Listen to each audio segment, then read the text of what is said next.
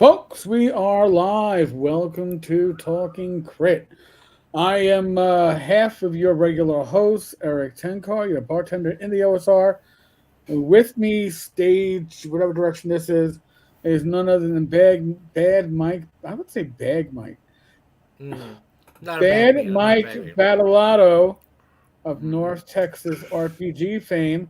And with us, we are excited to have with us Brian Shutter from Neon Lords of the Toxic Wasteland. An amazing game that and here's the history of me and Kickstarters, by the way, folks. I get Kickstarters and they go into this pile, and the pile gets bigger and bigger. And I always go, I'm going to read it, I'm going to read it, I'm going to read it. And then I actually met Brian, spent some time with Brian at TotalCon talking at his booth. And then I was like, all right, so now I really got to read this. And Now you really have to. Yeah, you're forced to. I actually have met the author and we've talked, and I'm excited now. And I opened the book up and I was floored, not just by the writing, but the presentation, which would say is, and I know a lot of good layout artists, but you have a unique set of skills to I, bring this to the table. No, I was thank you. I happy. appreciate that. I was happy because I could read it, and if you listen to Daryl, Who? I'm really out of sorts. I haven't been drinking, by the way. This is absolutely drug free right now. Oh, geez. Eric and I talk about the fact that we are old. You know, we're in our 50s and 60s, and we don't like it when we run across something and we can't read it because Yeah. these games, especially OSR games, are mostly geared towards 40 and older. And I read this and I could read it. I could read it. I could see all the letters and the numbers and the art. And it was great. I love stuff that is not afraid to say, look, we're big, we're bad, we're bold, we're beautiful. We're not gonna hide little squinty numbers and little squinty letters. So yeah. So thanks for coming on with us and talking Yeah. about your game. That's Thanks for awesome. having me on. I appreciate it. No, no No problem. problem. Now, Brian, what I would, you know, again, I was and still am floored by the presentation of this, and I'm not going to give away any of the game itself, but I want to show people some of the artwork that really spot on gives you the atmosphere for this game. I mean, I'm gonna give away part of the game. Why don't you give okay, away part of the game? all right, give away part of the game, Mike. It is if you like the '80s, if you liked retro apocalyptic movies of the '80s like Mad Max and Road Warrior and all that stuff, and you love Gamma World slash mutants apocalyptic stuff, you will love this game. This is. I'm going to assume those were two of your big influences, Brian. Yeah, huge Or influences. two of your influences. Two of your influences Oh yeah. were 80s apocalyptic Mad Max movies and Gamma World slash Metamorphosis Alpha type stuff. Yeah, absolutely. Yeah, yeah. I'm a big Gamma World guy for sure. I don't know, for some reason, just like anything post APOC is my favorite, especially like those cheesy Italian movies. That was like a huge influence. Yes, I made a spelling mistake in the banner down below. I'm fixing it. Shut up. God, why are you ruining this? It's the Why are bane you of my ruining it, existence. man? I Why are you always I ruining it, man? bad. I always spell stuff wrong and I print it, but whatever. That's what reprints are for, I suppose. Mm-hmm. Oh, there you go. Now, see, like it's funny because when I was looking at this game and started reading it, I actually flashed back a bit to Battle Lords of the 23rd century. In Yeah. in that's a game that wanted to do camp and didn't know how to do it. Hmm. And here with Neon Lords, you have camp and it fits it so well. It not only fits the genre, it fits the presentation. You just nailed it. It's like, wow, younger me in the 90s when I was playing Battle Lords of the 23rd century, this would have just shoved it right off the table and been like, we got it. This is what that was meant to be. Yeah. I mean, really. Well, it's And by funny the because oh, go ahead. go ahead. No, go. No, I was saying it's funny because so I wrote it like 85% of it on deployment in Afghanistan, and I didn't have much internet. So the name of the game was Battle Lords for like ever until I realized that there was an actual Battle Lords. Oh man, that's again. It has. This is the attitude that Battlelords was going for, and it couldn't pull it off. It was a fun game. The system was a little wonky and broken, but back then in the '90s, we didn't mind broken systems. We just went, Just fixed it. whatever, Yeah, we'll you fake fixed it. it. You didn't care. Yeah. Yeah, it's like, I, oh, this part doesn't work. All right, I'll steal it from another game where that part works. But I mean, you do even the table of contents. You're looking at the table of contents. You're playing with, and I am no expert at layout, by the way. The best layout I ever did was generously called serviceable, and I was happy to take that. But your use of different fonts uh, makes the table of contents page a pleasure to look at. It's like it's not boring. It's like it's not just a wall of text. I'm looking at it and I'm like, oh, I can see that things change depending. The font changes depending on the section we're looking at, and that's a nice little tweak that you don't see too often. But again, it's part of the attitude of the game. Which, by the way, folks, if you're comfortable with BX, um, and I never played BX in my younger years, but in my older years, BX would probably be my preferred. BX, Labyrinth Lord, Dragon Slayer, up to like Swords and Wizardry is my sweet spot. This just feels so comfortable. I again, as an OSR gamer, you feel like you know the rules the moment you step into this. They just tweaked for the default setting here, and that's simply awesome. Mm-hmm. And where I'm gonna have to go to the. By the way, there's a movie right here in this shot, and I am not gonna. I'd like to see people in the comments tell me what movie they think about when they see this. It's not a science fiction movie, but when I see this, there's a certain movie from I guess the late '80s, early '90s that I see this, and it really, really makes me think. I think it's a '90s movie. Okay, you know, but I'm looking for. Did I pass it already? I might have passed it. You have. Yeah, sorry, I did pass it. Mm. When I saw this game was rated PG-13 with a standard PG-13, and the Super Savage System 16-bit rad RPGs, which makes me want to go into my attic and pull out my Sega Genesis. I swear, I was like, "Oh my, yes, the usual suspects." Yep. You're right. That was just a perfect rendition or representation, I should say, of that movie. I saw it. I was like, "Nah, you didn't," but you did. Oh yeah. Well, I thought, I thought it was also an homage to the identical rip-off scene. Well, not rip-off because it's a homage scene in Guardians of the Galaxy. Yep. It was Where a little bit of that too. Where they're all there and they're running off their various crimes of all the Guardians of the Galaxy. So I thought it was a great nostalgia slash homage. But yeah, there's a lot of that in here. There's a lot of stuff in here that seems like you've seen it before, but you haven't. But then you think about it. Well, I think I've seen this kind of like it, but it's not exactly like this.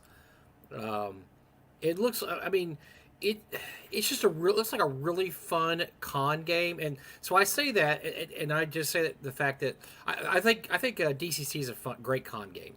I don't know how people do campaigns for DCC. I don't know a lot of them. I know people do. I don't know how they do it, but DCC is probably one of the best con games I've ever had run.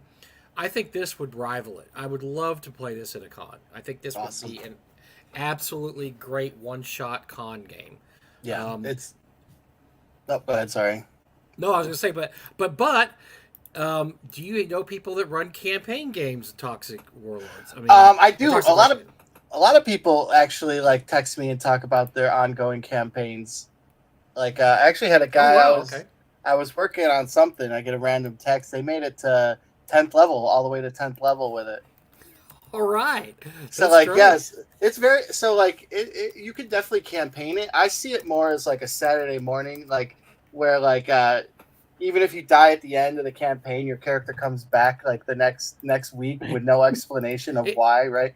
Like like original D&D where it was like ongoing like episodic where like you go back to the town at the end of the adventure, then something else might pop up somewhere else and you got to go take care of that problem. well, it's interesting you said that because I think so I thought of it. It'd be a great con game, and I also thought this is the perfect palate cleanser. Let's say that you've played D&D 6 weeks in a row with your buddies, and your guys are getting bogged down. Man, we're just bogged. We're bogged down. We're assaulting the Lich's lair, and it's been four sessions. That what, guys, we're gonna play a different game this week. And we're playing Neon Lords, and then that's something you play on, like you said, like on a Saturday. You play it. It's a palate cleanser. It's awesome. You blow things up. There's ray guns. There's explosives. There's mutants. It has everything in it. And then you're like, okay, I got past the gamer block I had, and this is because this is awesome. This game is really looks like it's really fun, really awesome. Well, when I was in my earlier days of youth, when we gamed every week for like I don't know 6-8 hours at a Oh my session, god, yeah, those days. um, usually every fourth or fifth session, because I was always the AD&D guy. Every fourth and fifth session, somebody else would step in and run the secondary campaign, which wasn't Hmm. D&D. It was like Rifts or Battle Right. Lord. I didn't run Battle Lords. I played in Battle Lords, and I think that this is like it's familiar enough that nobody has to learn anything completely new. Yet at the same time, the default setting, default expectations are different enough that you don't feel like you're sitting down playing Forgotten Realms, Greyhawk, your own fantasy heartbreaker setting, which I think is awesome and great. Again, it felt so comfortable to be reading these rules that there were times when I skipped ahead and then I had to go, oh, shit, I missed something because there's something about weapon damage that I didn't catch. And I didn't catch the exploding dice because I just made assumptions. So I like that aspect that it's familiar and yet it strays. It's different. So, Mm. what to you? Yeah. Someone I haven't thought about in a long time personally, but yeah, I mean, me as a So, Ute. so now you wrote this when you were deployed. Yeah, so we were playing, so like you were saying about the like running for cops and stuff. It's like in the army it's the same way. Everybody wants to play D&D. It was like I was flooded with it forever the whole time. And then this last deployment was 2018 to 2019, and then we got to 10th level in 5th edition, and I was just like, I was done. I'm like, I have the 5e fatigue. So I was like, you know what? I'm going to make my own game, and it's going to be about He-Man, and we're going to do all He-Man stuff. But then it's like, well, you can't really make a Master Universe game where everybody's He-Man. Like, you have to have, like, the dynamic of a party. So Right. then, like, so other classes started getting fleshed in, and it's like, well, it's less and less He-Man and more like, well, whatever I like, Hmm. whatever I want to put in. And just always a fan of post-apocalyptic mutants. It just kind of went that way.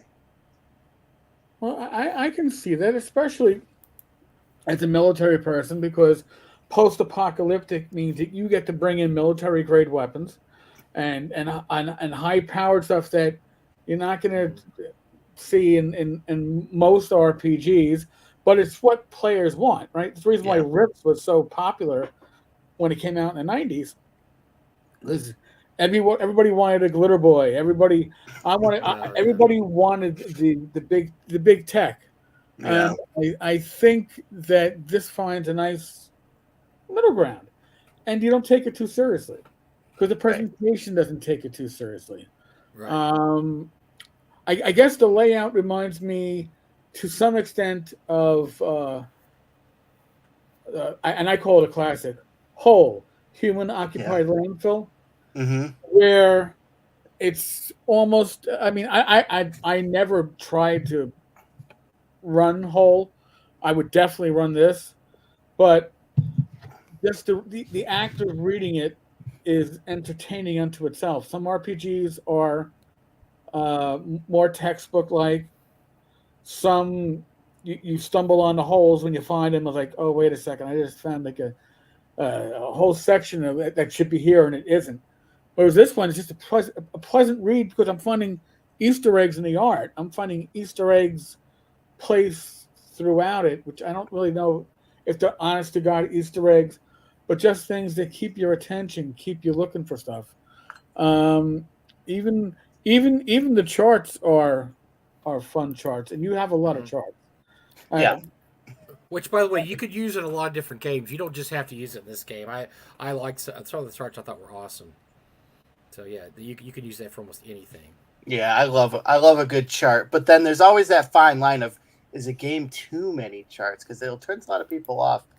But I don't know. Don't like charts? Who doesn't like charts, man? Everybody, come on. Well, that's like a Around big with thing charts. too. Is like DCC wise, like people are afraid of the rule book, but then when you have to explain to them that like a third of it's just spells because each spell has its own page, Right.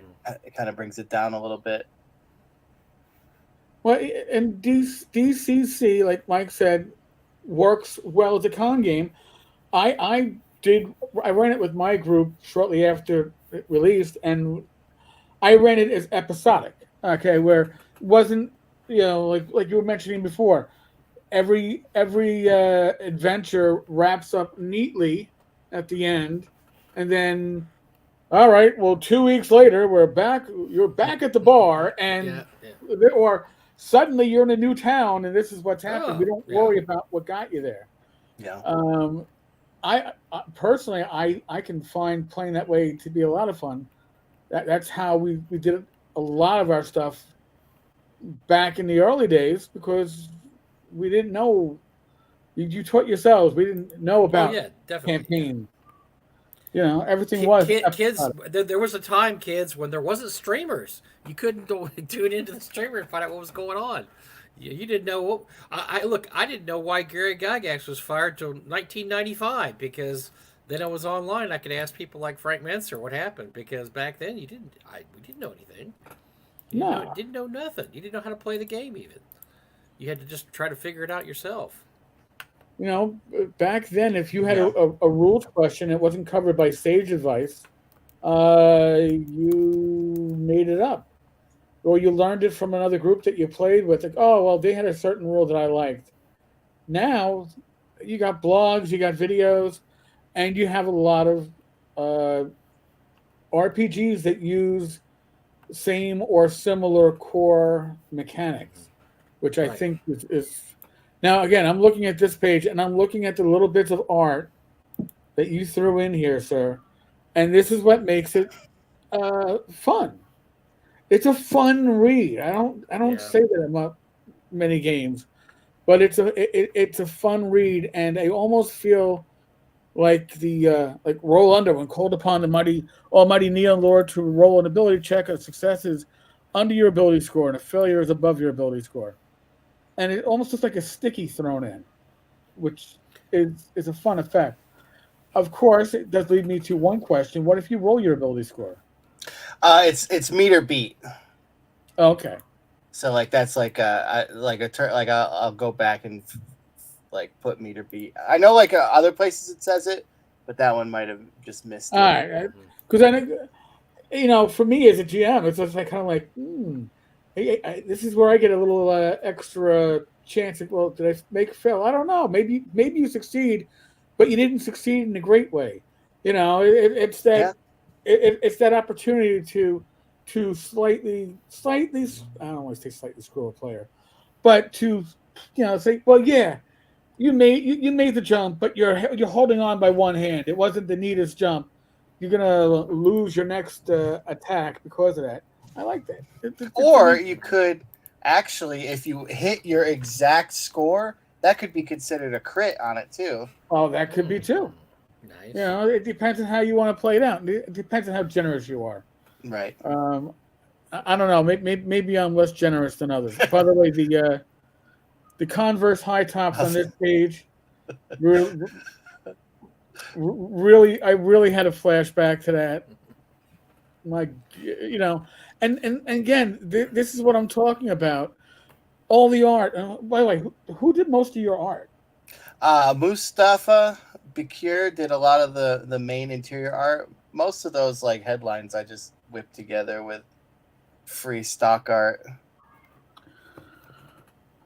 Because it fits the feel of the book so well where you did this, and Mm-hmm. at the same time, your charts are very neat and easy to reference. It's what Mike I know was talking about a little bit Mm-hmm. about the ease.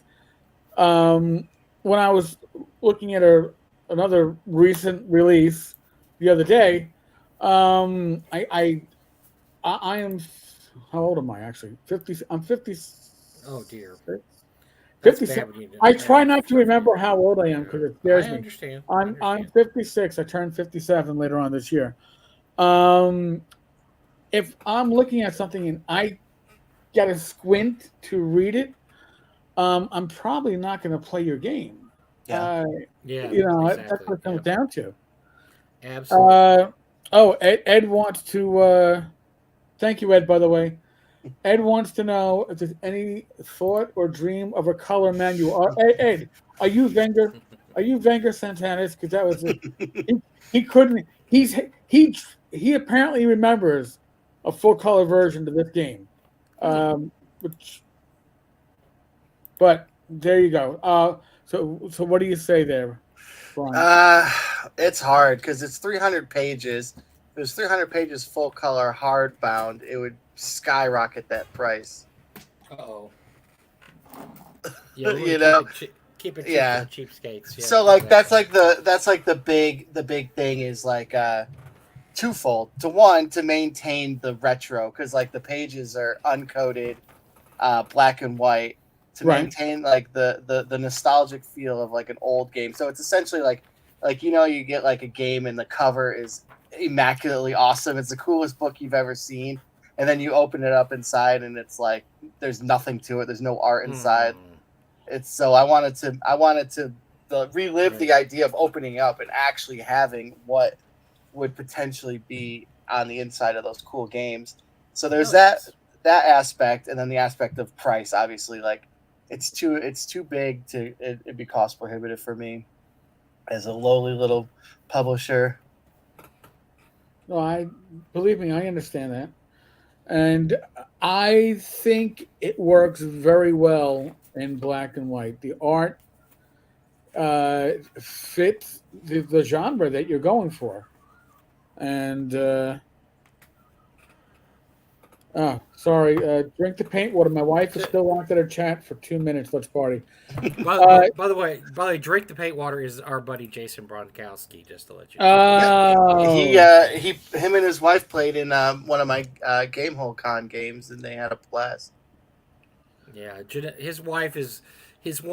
When you talk about better halves, there's no question his wife's the better half of that uh, that duo. yeah. So all right. And I will let you know the reason why you got to be subscribed for, depending on my mood, 5, 10 minutes, whatever.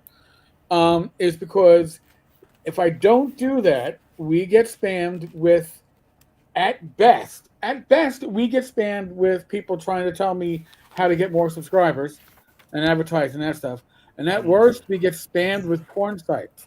So Mm. by requiring you to be a subscriber before you can comment, we cut out about 98, 99% of that. Doesn't stop at all because some people have the patience to subscribe and wait 10 minutes, but most people don't if they're going to play those angles. Yeah, So, they can't wait that long. They have other people to spam with porn. They don't have time to wait yeah, that long. I Yeah. mean, I know they figure it's gamers, what else do they, let's just go there, but Lord Randy be praised. All right. So, now if you were going to run this as the creator, Mhm. what actually, I should say not a few. If you were going to play this as a player, Mm-hmm. which class would you be choosing? Heather is my favorite class. I get to play. I get to play actually a good amount as a player, and the Heather or the Cosmic Barbarian are my favorite. Okay. Not to be biased, but I mean I like them all, but those are just my favorite. I would say. Because it's been my experience, and listen, I've only, you know, my game running was Swords of Wizardry Light and Continua Light, and I've only played in one session of Swords and Wizardry Light because James Carpio was nice enough to invite me and my wife out to Connecticut for his local game store when he was running a session, and I got to play. I was like, oh, I'm playing in something that I actually. It's a nice feeling, and to see that, hey, yeah, it's only 4 pages, but it works when it's in the hands of somebody else. It doesn't just work in my hands; Right. it works in somebody else's hands. So it must feel good to have somebody running your game and you get to play in it. Yeah, it's super awesome. I've been lucky to play in a lot, but sometimes I'll just like bully myself into games, probably because I'm like, "Oh, we're running it." I'm like, sweet, can I play? And they're like, "Well, I mean, I guess, yeah," but it's like good because I'm playing. And then I felt bad because the first time I actually played, I totally like abused some like rules that like some loopholes that nobody knew. Oh And no! then I jumped down and killed the big bad in like one attack, and they were pretty upset. But Yeah, that's bad form, man. Come on. it happens. He's one of my good friends, so he thought it was funny. Well, when you can rules lawyer your own game, I think that. Yeah, pretty much. Oh, By the way, okay. you didn't know this loophole I put into the game that I'm going to reveal to you right now. Yeah, that's I always want to do that too. Just make up a rule on the fly, like at a con game, and be like, "Oh yeah, it's on page 72," and then see if they actually go look. Huh? He's got to be telling the truth. He's the writer. Okay. Well. Yeah. Now, we kind of discussed this earlier. You go to a lot of conventions, don't you? I do. Yeah, I'm about one a month right now. Wow. Wow, that's a lot of work, man. Well, yeah. So fortunately, I am the Northeast con rep for Goodman Games. So like, I get to go on Joe's dime, so I don't have to worry about it. Yeah. You make Joe pay for it. Yeah. Good idea. Well, it does make conventions easier. But even when I was getting mostly comp except for airfare by Frog God, I mean, my limit was like 4 or 5 a year. It actually retired. I don't understand how others get to go to all these cons. It's like I've got pets I got to worry about. Damn it. Yeah, I got lucky. My wife watches. I got my parents will come up and watch the kids if they need to. But like, I mean, my wife works weekdays, so then weekends I can kind of go off and. Yeah, I mean, I already did 3 cons this year, and I have one in 2 weeks. Are you going to GaryCon? I am not going to. No, I don't get that the luxury of the Midwest. I have to stick to strictly the Northeast. Oh, but I will okay. be at Gen Con though. Everyone goes to Gen Con. By the way, I am going to go to GaryCon. It was decided for me this weekend, so I will be at GaryCon, friends, lovers, and fans, and whatever else. Yeah, I think so. Eventually, I'll go. I'll just have to like block it out and just go like as a fan, not necessarily, and just run games and not like sell books or anything. Yeah, I haven't gone. My last GaryCon was '99, and already I am born, raised, worked in New York City, and I was getting claustrophobic. I can only imagine what it's going to be like this year for the 50th anniversary of D&D. I'm going to take it really. I decided that I'm going to do a lot of. I'm going to bring stuff to get signed, and I am going to try to avoid crowds if I can. First of all, I don't want to get sick. Yeah, right. I definitely want to avoid the crowds because I haven't been since pre-COVID, and I'm sure it's going to be. Yeah, you're right. It's going to be crazy this year. Yeah, I know people that are going to Founders and Legends and Gary Con. Yeah. Wow. Yeah, I mean, Rach enjoys going to conventions, but if I tried pulling that one off, I'd probably be looking at spousal support being cut from my pension for the next Oh.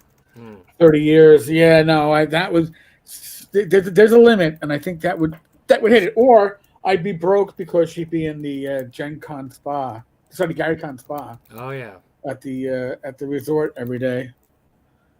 So now, again, going back to the layout. This page, by the way, has been getting a lot of attention online. I've seen this popping up from multiple people trying to ask which hair slash facial profile do you think applies to them? They're asking people. I think even Tom Tullis brought this one up. Obviously, I'd have to be number 10. I guess I looked like that at one point when I had more hair. That was my picture when I was at, like, I don't know, the Renaissance Festival back in the late 90s. Do you have the Magnum PI stash with it?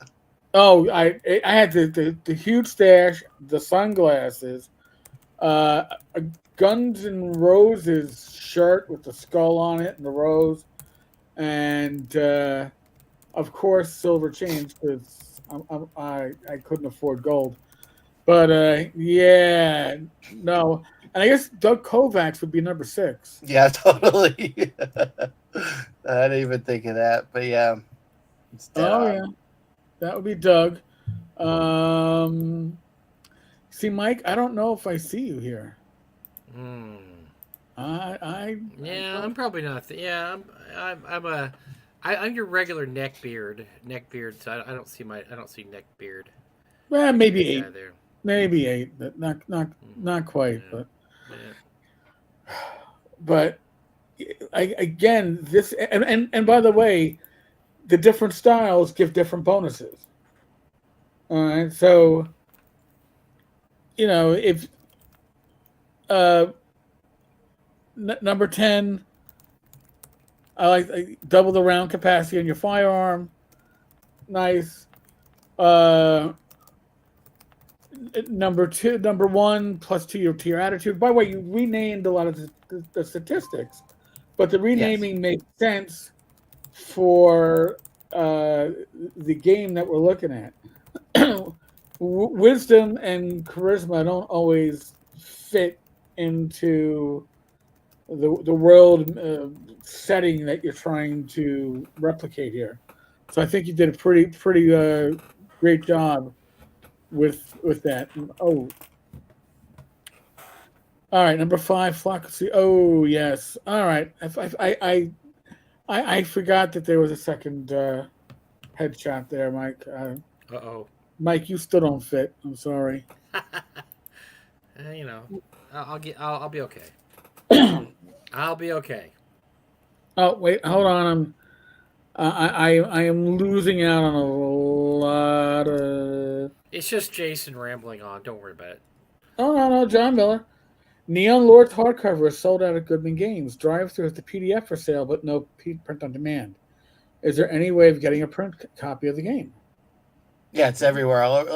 So Goodman's sold out, but Goodman Games distributes. I can't talk, but the game for us. So it's like you could buy it anywhere right now. It's like on Noble Knight has copy. Like every online retailer I've seen has them.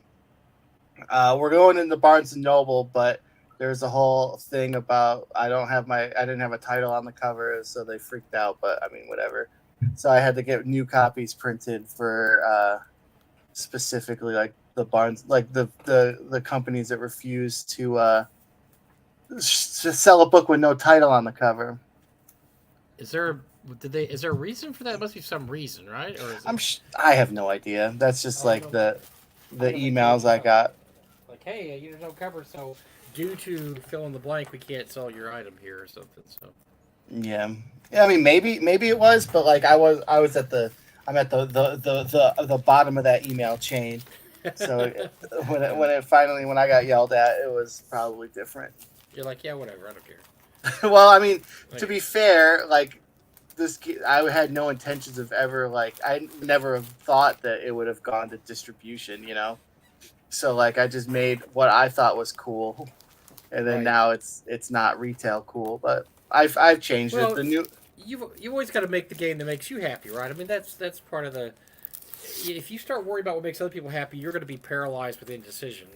Oh, absolutely, 100%. That's why, like, I mean, I like the retail edition cover, so I'm happy with it. And it's the same inside. It just has to have a barcode and like adult things on it. That Right. not like that kind of adult things, but you know what I'm saying, like Yeah. like businessmen things on them. So lesson learned. That's all. I'm just gonna have to. I guess you're supposed to put the name of the book on the title of the book. You're just never going to be very. You're just never going to be very successful, sadly. So just have to deal with it. Yeah. It sucks. It certainly sucks. Luau Lu, Dandelion Games. Got here late. I think I have one of your books left to sell at North Texas this year. Oh, okay. Oh, perfect. The class points were a brilliant ad. It makes every character fun to play. Thank you, Luau. John Miller, Exalted Funeral is also sold out of Neon Lords. That's a good problem to have. But there do seem to be some game stores that still have copies. Yep. Yeah, so the distribution, I mean, we went, I think most of those stores, I think got them early March, late February. So they're like brand new to those stores. Great. That's pretty impressive because honestly, most third-party material doesn't hit distribution. So that's a nice thing to be able to have and to get into, because if you're going to become viral, or whatever the proper term is these days, Right. you got to be able to get into stores. Yeah. That's always been a problem with a lot of the OSR stuff. Now, I think part of the appeal of Neon Lords is the cover art is just in your face, striking. It is literally the full color cover is literally neon. If you saw the thumbnail I put together for this live stream, you will see samples of that cover art, and it's art that if you see it on a store shelf, you're gonna go. Even if you're not a gamer, you're gonna go looking for it or looking at it at least. Yeah, I'm pulling the DCC playbook and doing a different art for every cover, because you got to have the fans that have to have every cover, so you're guaranteed at least 3 people buying it. Oh, sneaky, yeah. So yeah, I used to do that with DCC. I did that with DCC. That I wised up after a while and said no, one cover only, folks. Yeah, you would think, but then you got to have a soft cover. Then you have to have a leather bound cover. Then you have to have one that you take with you in your backpack, and your play copy, and then your saved copy. Yes, exactly. Obviously, yes. Well, I mean, I picked up a soft cover copy of DCC RPG.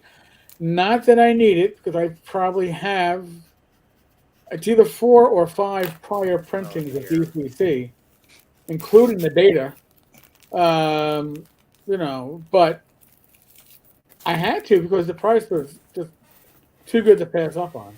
Well, Goodman Games snuck one in on me because I had to buy one of their later softcover rulebooks because it talked about North Texas RPG Con in the back, about one of the conventions that sponsors their DCC. And so I'm like, I got to get that copy because it actually talks about us in there. So they got me on that one. They tricked me. That's a way to go. Well, if you can get DCC in print for $10, you gotta. I had to. It's like, I could bring this to North Texas, and if I have to sacrifice it and leave it behind and give it to somebody because I can't fit it in my luggage, it's only $10. I'll get it at the next TotalCon. You know, Yeah, it's, it is. And you'll Yeah. get it at ShireCon too, because I'll be at a Goodman. I'll bring Goodman table to Shire too this year. oh, nice. Yep. Okay. Yeah, ShireCon's going to be a lot of fun. That's I going can't to. wait. It It's, was, yeah, it was my favorite con last year, and it's gonna be my favorite con I think again. Well, This year. I'm thinking about going to ShireCon, but we'll have to see.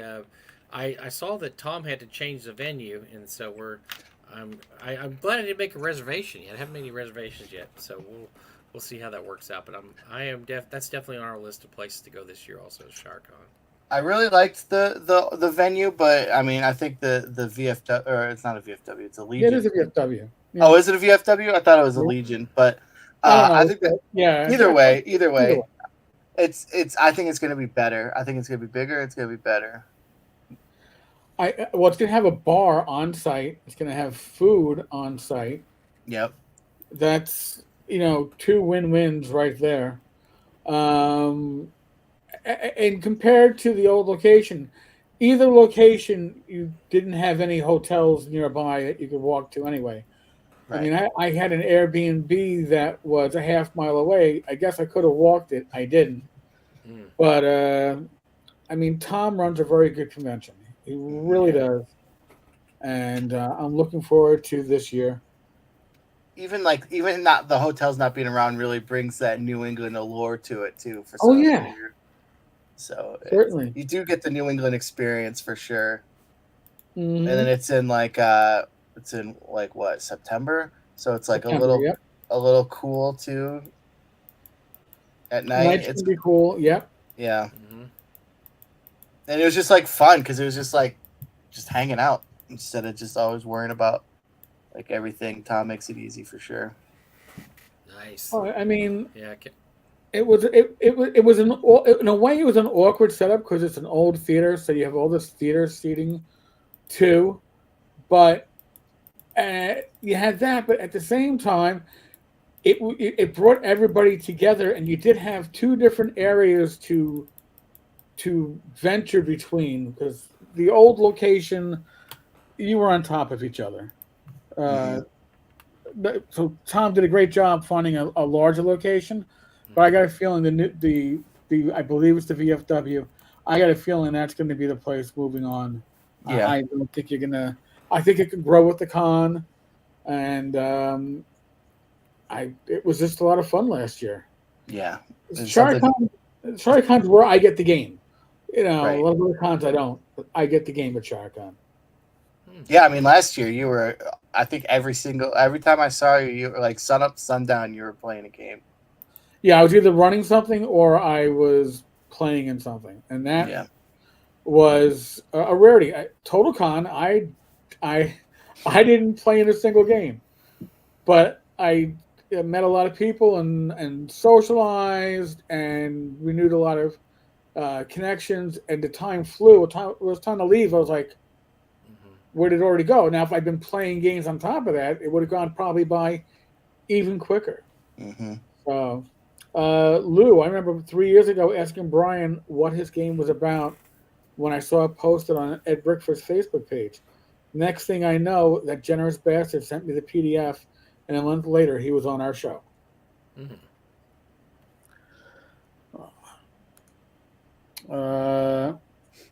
The book just puts you right into the feel of the game. Exactly. The layout is amazing. Now, the cover grabs you. Like I said, it's on the thumbnail, but the interior art is what keeps you. The layout is what keeps you. It's just, I don't know. It's such a pleasure to go through this game. And by the way, I do enjoy the fact that there are, just like with the fantasy RPG, there are languages, but they aren't like elf, dwarf, halfling. It's binary, which humans can't speak. Bro God, the divine language, because demonic, dwarfling, esoteric, goblinoid, dwarfling slang, essentially, lich, vermin folk, Xeno category 1, can't be spoken by humans, Xeno category 2. So this is not a game that takes itself seriously, but at the same time, uh, there's enough that you can make a serious campaign here. It Mhm. isn't, and that's a hard thing to do. I mean, it's like I was a playtester the original Paranoia. I had the first edition set, and if it wasn't for the published adventures, there wasn't much that you could do because it really didn't tell you how to run an adventure per Right, se. right. Whereas you set things up for people, you have your campaign material here, just given to you. The adventures write themselves because they are similar enough to the traditional fantasy core is still there. I don't know. This is Shadowrun if Shadowrun was on LSD. That's the quote right there for the back of the book. There you go. Shadowrun on LSD. I mean, because that's Yeah, that nails it. Yeah, exactly. because I mean I liked Shadowrun, but my players would not play it because it never grabbed that feel. It kind Yeah, of said, well, we want to be cyberpunk, but we want to be fantasy, but we don't. You grab this, and again, if they'd written a cyberpunk-ish game like this with this kind of presentation, I think that it would have been more. Shadowrun would have been more successful back in the time. It had its niche, but it didn't. It didn't grab as much as it could have because it didn't really have an identity. Neon yeah, Lords has an identity. It's not just in the presentation. It's not just in the written word. It's it reads well. You don't want to put it down. Or in my case, it reads so well I have it up on my second screen and just don't want to stop. Now I'm looking at at this creature and I'm thinking Twilight 2000, and I don't know why. It just seems like some art that would have come from Twilight 2000, except for the fact that it's a, a horned goat instead. But I mean, that's the attitude of this game. I mean, you feel stuff that resonates from other genres, but it has its own. I don't know. It's. I don't want to say it's weird because I like it. Mike, I might have to run this at North Texas since. Uh oh. I'm only saying that because we already have somebody that's going to be running the fantasy trip, right? Yeah, Steve Winter volunteered to run fantasy trips. That's true. You don't So have to run it if you don't want to. You can try to run some. I might have Some. to do something different here. Oh yeah, you can try to run some Neon Lords. Why not? So I think I you got. would. You would probably. You would do good with a Gonzo setting like this. I think you would do really good. Well, I like to improvise, and improvisation and Gonzo means that you can play off your player's actions and hmm just amp the Gonzo factor, Hmm. yep. and that works out generally pretty well. Uh, a laminated copy for the shower. That would, uh, that would be a bit thick. Although my Rach mocks me for reading uh, I guess an NYPD bulletin board. I'll have it on my phone and actually read it in the shower, but my phone's waterproof. So, I mean, to me, that just makes perfect sense. But a laminated game for reading in the shower, it would have to be shorter. I don't, it, laminate all these pages. You're going to have yourself something that exceeds the DCs. It'll exceed, Weird Frontiers. thank you. Yeah, but I already knew exactly what you're talking about. Yeah, I Weird Frontiers is a blast to play. Holy shit!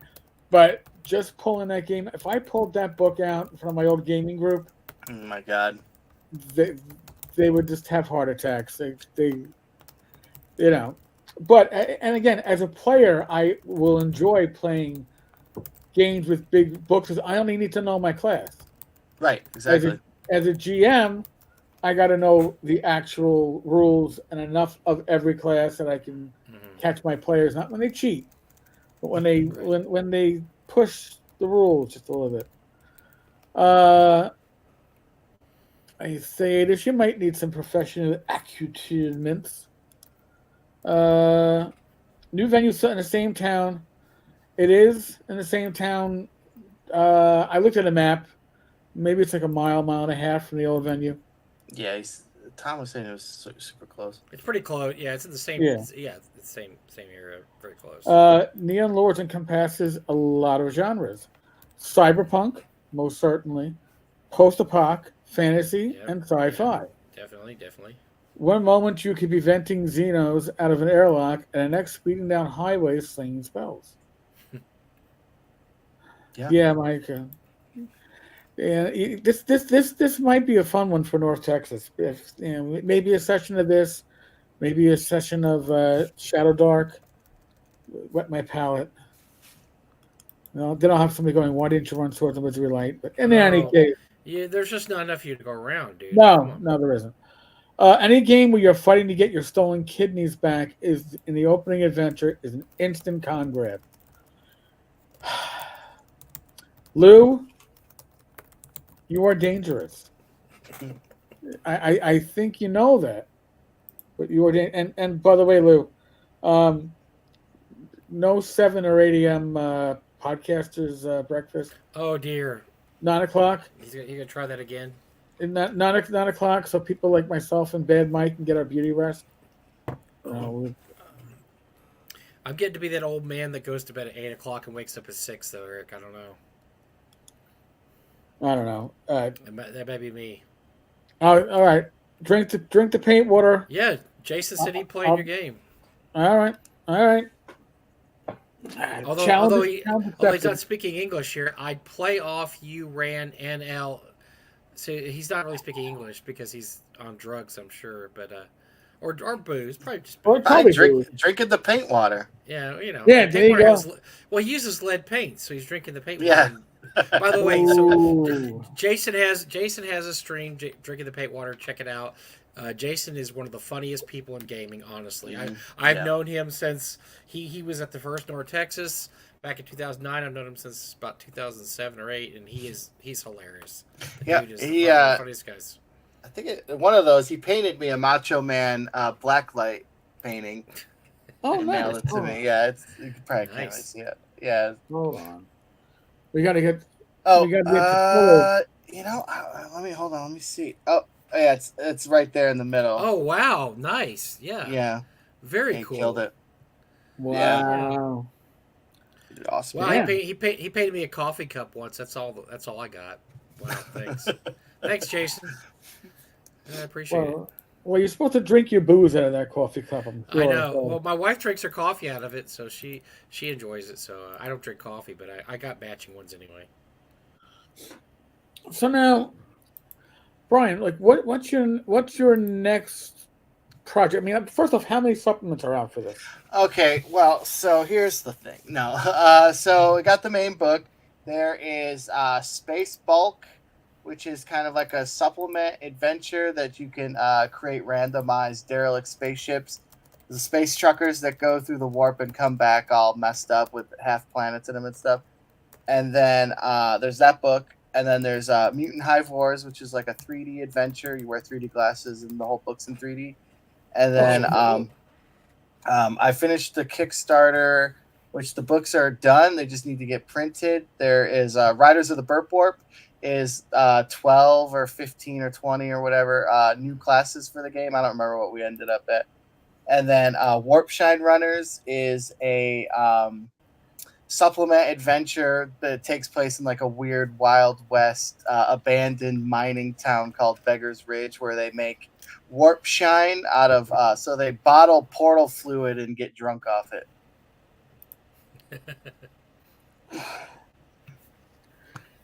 Damn. All right. That is my kind of game. So now we know that it's sold out at Goodman. I know Noble Knight has it because I did a little research earlier. I saw that, and then Noble Knight always has everything. Why are we talking about a bag of dicks? Hold on a second. Wait a second. Okay, wait. Okay, hold on. I told him the dice bags are rated R, no children allowed. So we're not talking about the dice bags right now. So no dice bags, no dice bag talk right now. God, all right. So that was distracting. So Jason's he's trying to drum up sales here or something. Okay, yeah, that's really gonna drum up sales, dude. Yeah. Thanks. That's a good one. Your marketing plan is why you're on the top of the industry, Jason. I mean, this marketing plan of yours is awesome. So it's why you're number one of the. It's why you and Easley are side by side in gaming art, because your marketing is so much better. It's so much better than Easley's. Easley has probably never drawn dicks on a dice bag, so that's why Easley is second string. So. You would have made a fine cop there, sir. Because in the late '90s, we had summonses in the NYPD that were self-carbonating. Oh no! So when you drew something. Oh boy. Well, no. Here's the thing: what you could do, not saying I did this, but it did happen to me. Is if you didn't hold on, if you didn't secure the summonses that you went out with in your little memo book holder, if you left them unattended, like when you went to the bathroom when you're in for lunch, somebody would come in at the back of a pen. They would draw a penis on the summons, but it's the back of the pen, so your summons doesn't show until you write the ticket. Oh, right. This is awesome. And then when you go to hand the ticket, now you've got a penis on the motorist copy.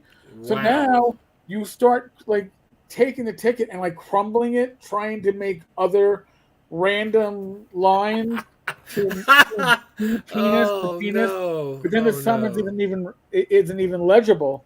Oh God! So yeah, I don't even know what it is like now, but I do know late '90s, early aughts.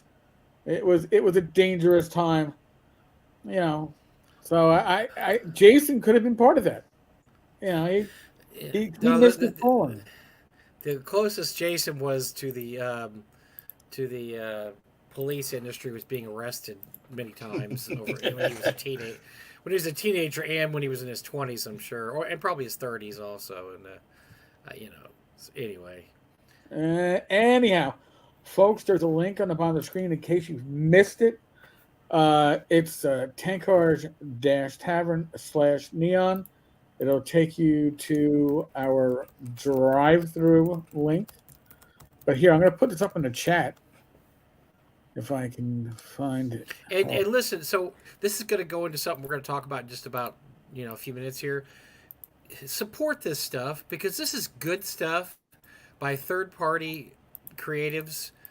And this is the kind of thing we need to support. If you ever want to see anyone besides WotC dominating this industry with their garbage and BS. Oh, speaking of which, I have some inside news for you, Eric, that I can't tell you on the air that I would talk about later. I'll send it to you so you can gasp, but we can't talk about it. So, but anyway, wow. But yeah, this is ridiculous. Yeah, this is the kind of stuff that is going to proliferate when people realize they don't have to play 5e anymore because 5e is being shafted by WotC themselves, or they're killing their own golden goose. But this is the kind of stuff that WotC would never put out. WotC is never going to put out anything like this ever in a million years. They're risk averse, and this, I mean, I'm not, this isn't even that risk intensive, but this is way more risk intensive than well, it's imaginative, it's creative, it's different, it's I don't know, plowing its own path, whereas WotC only retreads prior paths. Well, I mean, if WotC wants to buy it, I mean, I'm open for some of that Hasbro money. Well, if they had their way with the OGL, they would have owned it. Oh, I know. Yeah. Yeah. Don't worry, we can just take whatever you write. Don't worry about it. All right, I sent you a private chat message, so read that real quick so I can see your expression. Oh!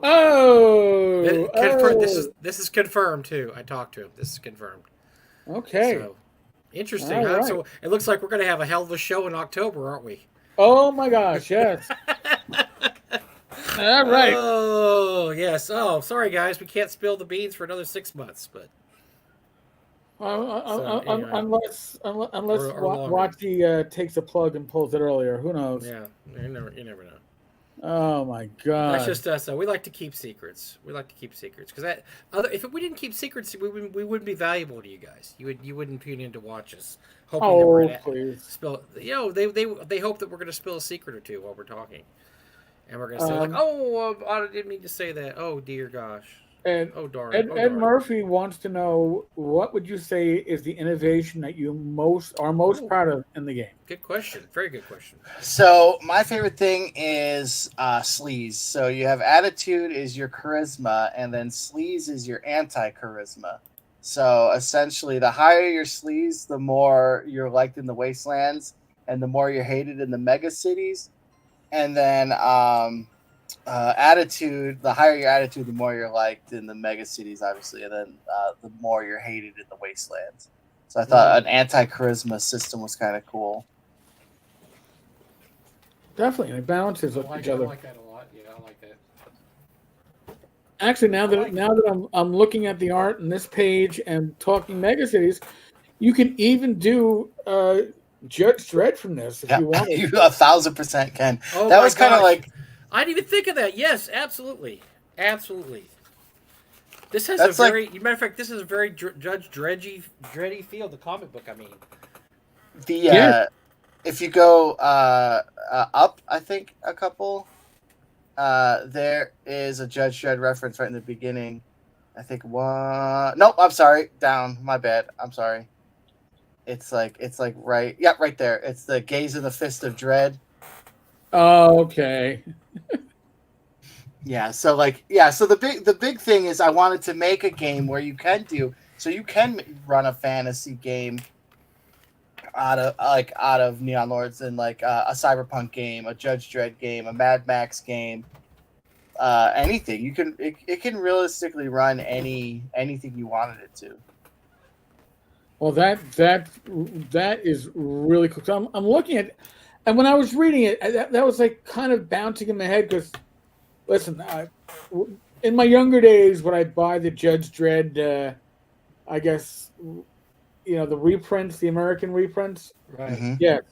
But now, because you can find this stuff in digital occasionally with like Humble Bundle, I will whenever Judge Dredd stuff comes up on Humble Bundle, I grab it. Right. Because I can spend weeks on my iPad just reading Judge Dredd stuff. That they are timeless Yeah. in what they talk about, and that's just awesome. I am a massive Dread fan, and it's like it's a major influence. Because there's like the ISO cubes is like the big thing that you can get punished to. Like the street enforcers are dreads. Okay. And judges, and then what was I gonna say with it? Shit. And then I don't remember what I was gonna say. ISO cubes. Yeah, ISO cubes, street enforcers.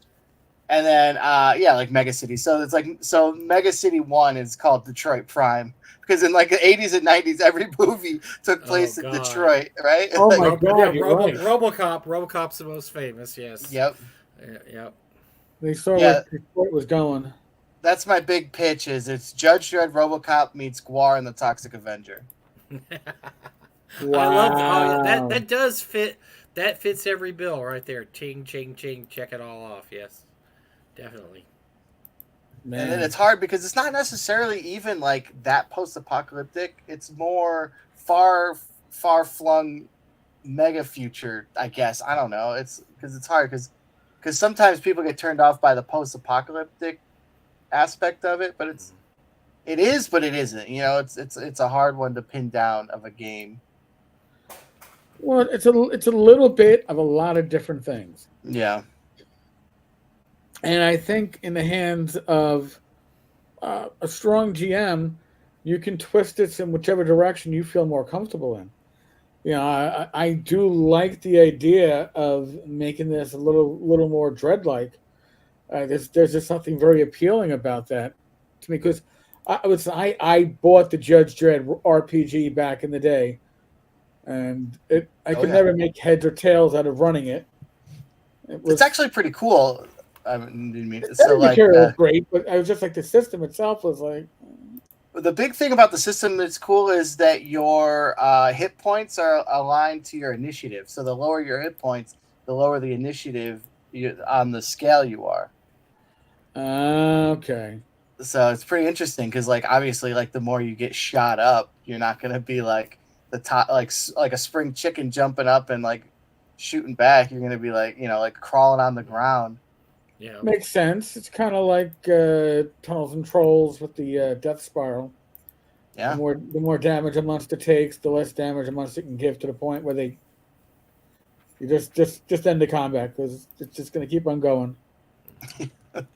So it's cool. That you're talking about the Games Workshop one though, right? Yeah. I assume. Yeah, that's the one that has like the initiative. I have the other ones, but I never really like. I mean that one is one of the best books ever. Like especially when they did it in the hardcover. It has like the slang, the Judge Dredd slang. It's got like a list of all like the different factions and baddies and all the ridiculous things in like Mega City. It's like it's one of the best. And then like even like the Lawgiver has like a cool like breakdown and the bike and the Lawmasters in there too. It's like one of the coolest books. Yeah, I said I love Judge Dredd, the attitude of Judge Dredd, just the series itself, and was usually pretty consistent too. So once you read a couple of stories, you got very comfortable with the genre. It was like, oh, this I just love the twist that you usually got in a lot of these stories. But all right, so we'll come back to a little bit of this before we wrap up. But now we're going to get to the talking crit part where we talk shit about the industry. And Mike had something that he wanted to bring up. I had a couple of points I want to bring up this week, and a lot of it was also because we're going to talk to Brian about his game and just the fact that we really love promoting third party games, and that's why we do it quite a bit because we just that's look, I've got a stack back here. This is my third party. I mean, these are my third party books I got this week: Slumbering City by Tom, Loot Hunters, Gary's Appendix 4. I mean, Tome of Essential Horrors. I just love this stuff. I just love the look of it. I love supporting these smaller creators.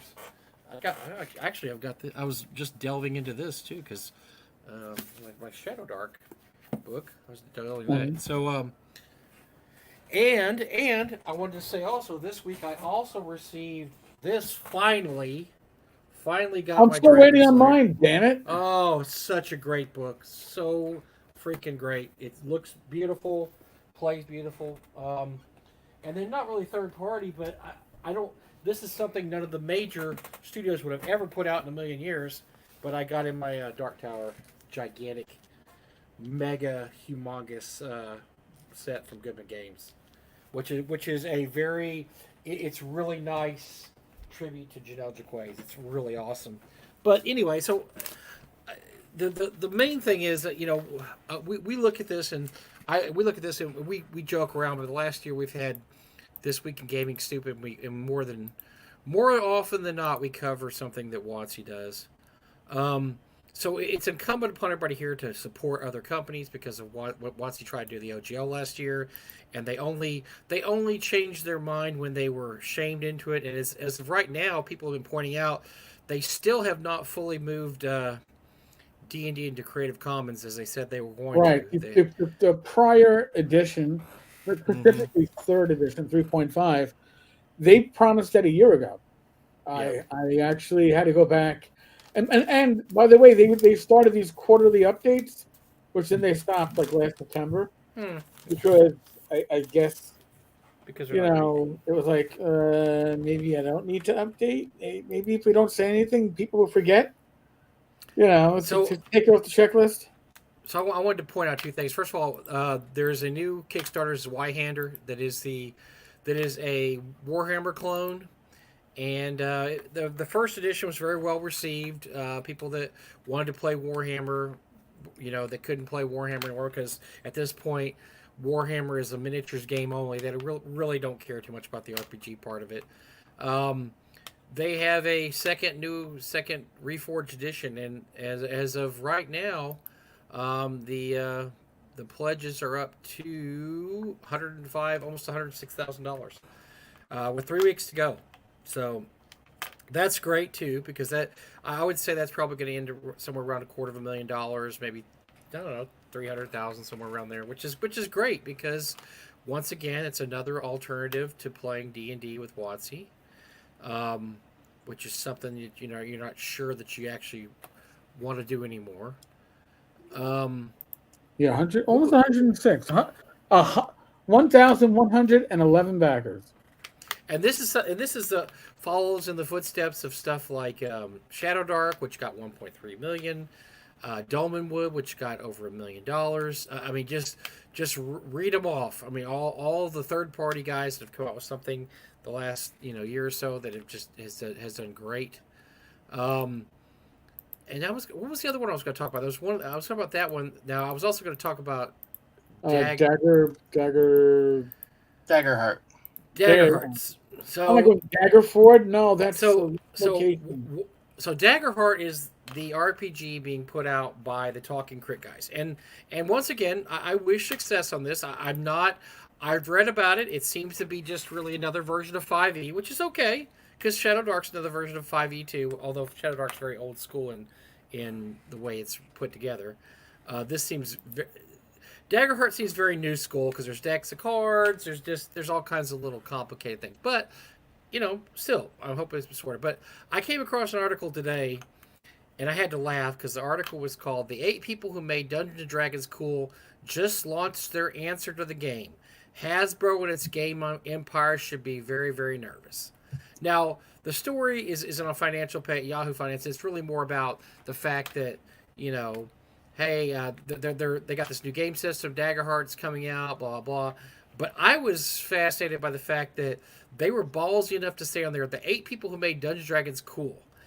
And so I disagree with this vehemently, because although Critical Role was one of the essential features in making D&D, the most played, most sold version of, or 5e being the most played, most sold version of D&D ever, there was a confluence of factors in the last decade that have added to this since 2010 or so. It wasn't just Critical Role. Yes, and I'm going to say Critical Role helped, because there are probably more people out there that watch Critical Role than actually play 5e. Because I know lots of people that don't even play D&D that watch Critical Role. They love Critical Role. So I thought we could talk, and we talked a little bit before the show too, but I just want to talk about some of the factors that made D&D popular that weren't Critical Role. I mean, yes, Critical Role does deserve I think they absolutely deserve, Matt Mercer absolutely deserves a kudos for this. But to say that that's the reason D&D is cool is ludicrous. It's not right. It was, first of all, D&D 5e was doing great before Critical Role. Now, Critical Role did some good things for it, but I was just adding up things in my head. So I came up with 2 other things that are probably more responsible for D&D being popular and cool in 2024 than Critical Role. And you guys kind of agree with me. So here were 2 other things I thought of. Number 1 is Stranger Things. Stranger Things was a Netflix blowout phenomenon, in that they did not think this is one of those things just came out of nowhere, blew up. So they've had 3 or 4 sequels to it. I think there's 4 in all. There's 3 sequels, but it takes place in the 80s. It's a bunch of kids. They love to play D&D. They have Demogorgon miniatures. They have the rule books and everything. Anyway, they run into some really creepy monsters from another dimension. I remember when that came out, all I got was message on my phone from my relatives who don't play D&D telling me that have you watched it yet? They have D&D books and stuff. I'm like, yes, I've watched it. I know there's D&D books. Yes, there's D&D miniatures, whatever. So I think that was a huge phenomenon, and that was Netflix. Netflix is no Shrinking Violet. Netflix is huge, right? And the numbers for that show were insane. The other thing I think had a big effect was Big Bang Theory. because the guys, the kids, the guys, the Big Bang Theory, the Big Bang Theory got really popular. Now, it's not one of my favorite shows for many reasons I won't go into here. Matter of fact, I don't like a lot of the conceits of Big Bang Theory, which once again I'll go into another time. Unless you want to talk about it now, we could. But I just, it's just not one of my favorite shows. Everybody thinks it should be my favorite show because, man, you're a nerd. They're all nerds. Yeah, but they're not really nerds. They're fake nerds. They all, first of all, they all have hot model girlfriends, which is okay. Oh, that's not Suspension of belief, my belief, suspension of belief gone, right? Anyway, they had a bunch of D&D centric episodes. They talk about Gary Con once, and that was a huge blockbuster ratings monster when it was hot. I mean, that show was gigantic, and so I would say Stranger Things and Big Bang Theory, I think, got bigger ratings than Critical. I mean, Critical, yes, a lot of people watch Critical Role, and tons of people contribute to their Kickstarter. And you have the Legends of Vox Machina now on Prime. But those are the two of the things I think really, really helped increase the popularity of D&D 5e.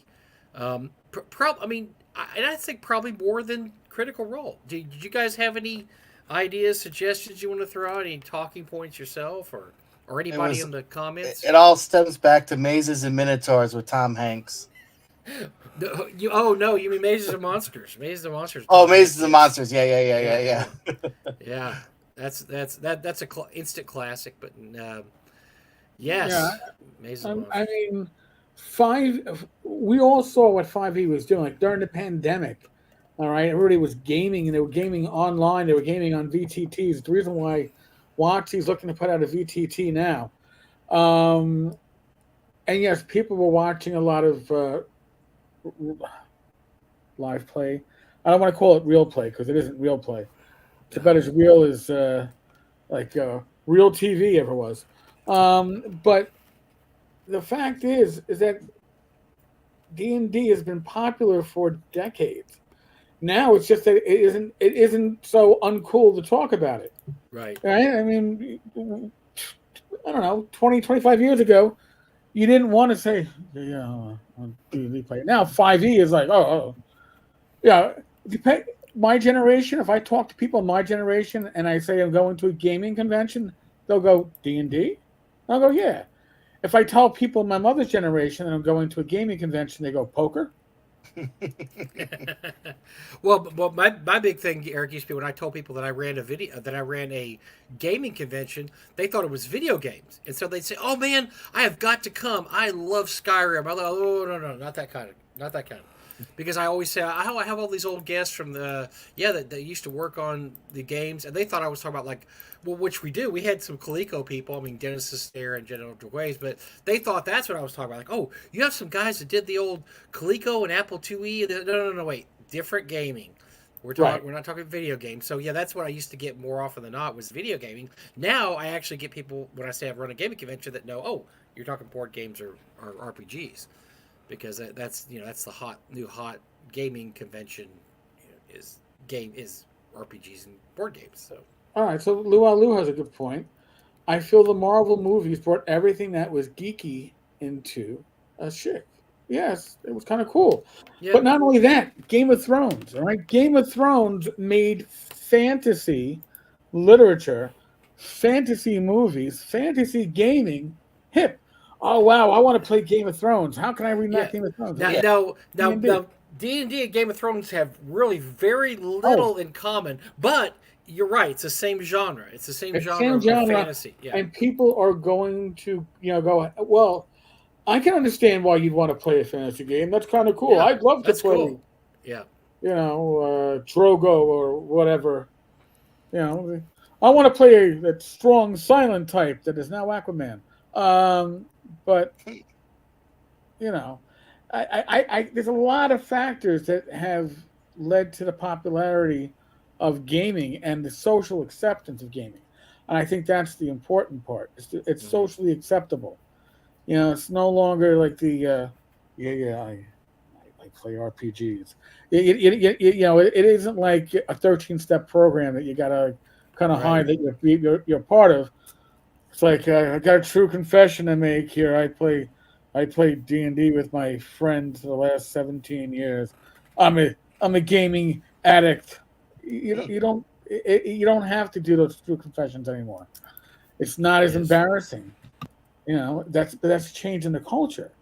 And I don't think you can just say, "Hey, this one live play with a bunch of voice actors is what brought the popularity." Because if it was, the D&D channel would be a success. Yeah. That Oh, good point. ouch. The D&D channel is hard. Watsy itself kind of like announced the channel in like the most subdued manner. Hey, our channel is live, but the links don't work. But, Yeah, I had no idea it even existed until somebody was like, I think the page there, the Philadelphia Area Gaming Expo. uh, I think that was the first time I ever heard of the D&D channel. And the last I time mean, most people have ever heard of it. No, but yeah. So Yeah, anyway, even that. people had talked about on the comments about how yes, Daggerheart's getting bad reviews. But here's my thing about that. Number one, so I know why they're getting bad reviews because people that watch Critical Role thought this is going to be basically their version of 5e, and it's not. There's a lot of things they threw in there, so they're getting bad vibes from the 5e crowd who thought that, oh cool, these guys are going to do 5e and they're going to do it right. Instead, they're doing, well, this is 5e, but this is, you have to use decks of cards, and then there's all these new mechanics that 5e doesn't use. It's not just their version of 5e. It's got a lot of parts in there, a lot of different parts. So I think people don't like that. And I think, of course, there's the Critical Role blowback. People don't like the Critical Role people. And so they're like, yeah, Daggerheart sucks, man. I mean, it may suck. I don't know. It's not the game that I would play, okay? Right. I look at it and say, yeah, I'm not going to play that because I'm not buying a deck of cards to play with my... Cards in my D&D don't mix. It's like, it's like breakfast cereal and vodka. They don't... Well, yeah, I guess... No, they don't mix. They don't mix. No, I mean, Only they could, time but they don't. Only time it does, I think Deadlands does it perfect, right? Like with the casting spells, you play poker. But that's built in, yeah. But I'd say, Brian, that's built into the system, in that you're not expecting anything different because that's what Deadlands is. Whereas people, I think, are expecting 5e, and they're like, "Oh, wait, it's 5e, but you got to buy these cards too." And they're like, "Wait a second, Yeah, I never used cards before, and when I played 5e, so why am I using cards now?" So I think if you bake it into the system from the beginning, it's one thing. But I think that's why people are kind of mad. Like, hey, there's all this new stuff that we're doing. Yeah. So anyway, but I don't know. So I don't. We'll see how Look. I'm for anybody that gives Watsy a run for their money. Seriously, I'm in their court, and I'll always give them the benefit of the doubt unless it just gets ridiculous. So I hope it does okay. It's nice to see they have competition, because for so many years they'd had no competitions, which is why we ended up for the last 2 or 3 years just seeing absolute garbage being published by Watsy, because there was they thought there was no competition. Then it turned out, boom, Kelsey and then Gavin and all these other people said, wait, we're going to do this our own way. And all of a sudden they started making a lot of money, and now Watsy's sweating it out because, like, wait a second, that's $1.3 million we should have made. Wait a second. right. There's another $1 million we should have made. Wait a second. Now these people are now they have legitimate. I mean, even I looked the other day and I got a message from Greg. #1 seller on DriveThruRPG this week. It was #1 for 3 weeks in a row. It went off the board for about 3 weeks, and now it's back to #1. Because I think it's because people are getting their hardbacks and they're showing them on videos and on their streams, and people are like, "Oh, that looks really cool. It looks awesome," and it does. It looks great. And I'll say one thing for Greg.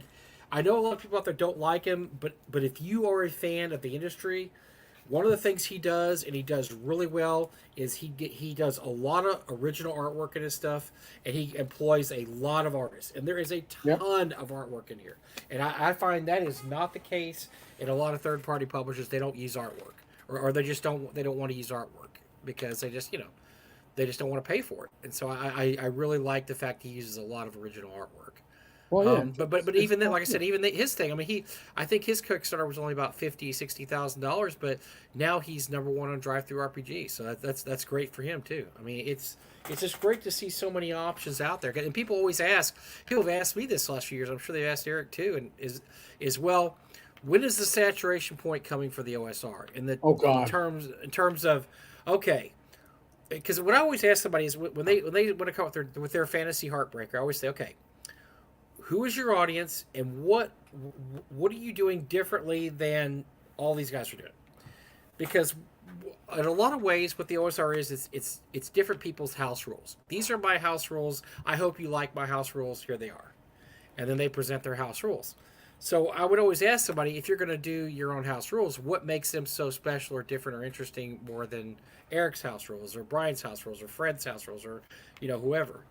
Um, so I don't know if there's a saturation point or not, Eric. What do you guys think? I mean, is there a point when people go, okay, yeah, there's too many rule books out there now. I can't deal with this. I don't think it's a saturation point. I think so long as ideas are new, people are going to find stuff that's going to appeal to them, and the market will decide. All right, we haven't found that point yet. I do know I agree. There are people. It's the same effing people. Do we really need another OSR rule set? Well, guess what? People in the OSR are playing it, and I would venture a guess that well over 25% of people who play OSR games make a mishmash of various systems to make their home table Sure, game I theirs. do. I think most people do. Yeah, I think that's something everybody does, or well, they should. They don't. They Yeah. don't do it. So so long as you're adding something that is different, whether it's your Swords of Wizardry Light, simplifying Swords of Wizardry down to 4 pages. That for people who want a light system, it has a purpose. Does it mean that it is the perfect game? No. If I'm going to run a campaign, I probably want something a bit more heavy than that. Neon Lords, is it great for convention play? Definitely. Is it great for episodic play? If you want to change the pace from your regular game, I think that's going to be awesome. I think I have a steady game group. Greg Vaughn, or whatever, however we post on here. Greg Christopher, Rob Conley, Matt Jackson when Matt isn't working. He's working way too often. Joe the Joe Lawyer, the lawyer. Yeah, Joe the lawyer. Tim Schwartz. I game with a lot of game creators, and we all kind of pass the DM seat back and forth. I could see pulling this out as the all right. Let's take a break from Joe's 2E by the book with 2,000 pages of house rules. I still busting his ass for that. And say, hey, it's the same rules that we know. It's the OSR rules, just with a little bit different in a whole different setting. It's a change of pace. It's a palette changer. That's what I want from a new OSR rule set. I don't necessarily want the 17th presentation of BX done as like Labyrinth Lore. Labyrinth Lore did it and it was great. And people are going, well, Dragon Slayer is basically BX.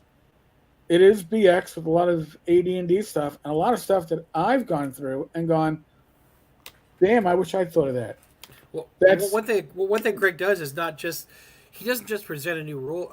They present a rule set that's been presented before. He throws in a lot of his own stuff in there, and what I like spells, is magic items. Yeah, he has a lot of interesting comments in the book about how to play, which I think a lot of rule systems don't. I mean, look, definitely when we grew up, until until the Red Box came out, 1981 or whatever, 82, we weren't given any examples of how to play the game. It's just that you either know how to play it or you don't, and we had to teach ourselves. We didn't know what the hell we were doing. One thing I like that Greg's Dragon Slayer is he puts a lot of, here's, like he has a whole section. What does the magic user do when he throws this one spell at first level? I love that. That's kind of stuff I love because everybody, if you go to forums, everybody always asks us questions. Right. Or what should I do in this case? What should I do? I think that's something we overlook in our hobby is realizing that everybody hasn't played. They haven't played their whole lives like we have. And so, yes, they need some pointers about what do we do in this situation or what happens when this happens. So I think that's something that I think would do really well in rule systems that we don't see too much.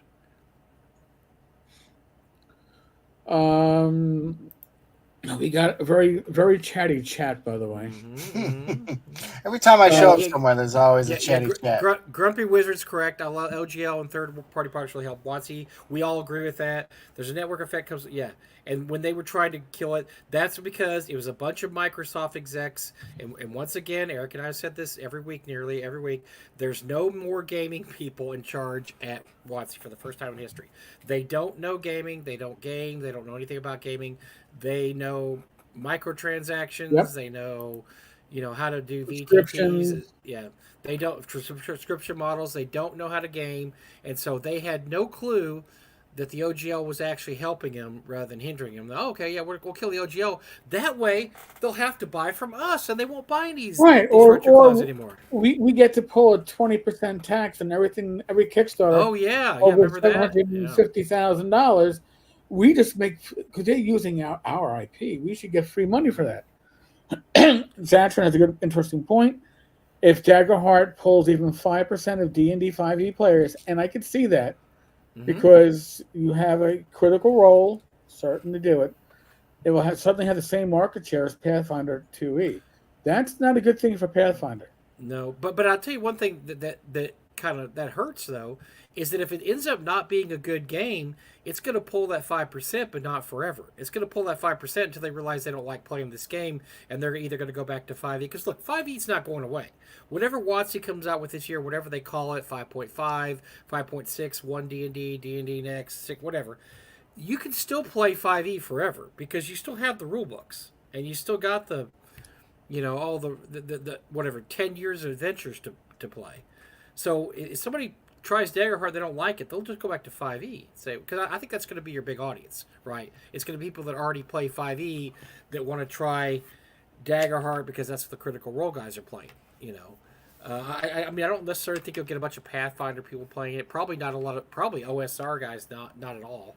I don't think you're going to see OSR guys. Your audience is going to come from 5e, and so if 5e players don't like Daggerheart, then you'll know it pretty quick because they'll go back to 5e and they'll say, okay, well, yeah, I gave it a shot, but I still think their initial sales will do great because everybody, it's one of those things people are going to buy it, right? And then once they play it, like, oh wait, I don't like it. Oh, I don't want to have to buy new dice. Oh, I don't want to have to buy cards. Oh, I don't like all this extra stuff. Oh wait, my DM's not as good as Matt Mercer because that's the Matt Mercer effect, which is absolutely real. I'll tell you, it's real. I have heard that mentioned in a hallway before. My DM was nothing like Matt Mercer. By a lovely young lady walking out of a con. Not my con, not North Texas, but another con. My DM was nothing like Matt Mercer. Like, you got it, baby. Let's just. Most of them aren't like Matt Mercer. Let's just put it that way. Welcome to D&D. Welcome to D&D. Not like Matt Mercer. No, we're not. 10 years of stories to walk through 5e. Well, I mean, 5e is getting. They're not 5e or 5e Forever. What do you call the 2024 edition? They are rebooting the game without rewriting the rules. Because they rewrite the rules, they're going to lose too big. It makes no sense. They know they're gonna lose players if they do the whole 4e bullshit again, and they don't want to lose their 5e players, but they need new rule books to sell to everybody. Yeah. Okay, and that's why you're gonna have 5e Forever. We're not changing the rules. We're just changing the classes, right? So you've already seen this. Whatever I haven't done the beta testing, but I've read some of the updates, and essentially these classes now go to 11. If you're doing a Spinal Tap reference, before, if you're talking, basic D&D, the power level was a base of 5. AD&D, your power level was probably a 7. 2E, it was probably an 8. You went up to an 8.5 or a 9, and 3E. 4E, you went up to C. You didn't even, it was a whole different numbering scheme, doesn't even count.